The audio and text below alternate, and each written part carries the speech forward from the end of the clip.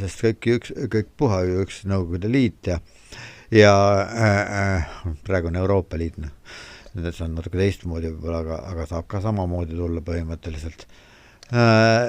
Ja noh, siis nüüd, kui Eesti tahaks nüüd hakata, Eesti praegu ei ilmuta märke, et ta tahaks rahvusriigina tegutsema hakata, aga kui ta tahaks rahvusriigina tegutsema hakata ja kui ta oleks algusest peale tahtnud, kui Eesti Vabariik taasiseseisvaks sai ja tahtnud rahvusriigina tegutsema hakata, siis ta oleks ju need isikud õiglaselt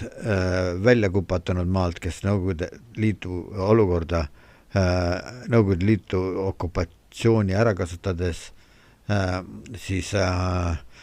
tulid sinna Eestimaale sisse ja elavad seal nagu peremees kunagi, ja ei nemad taha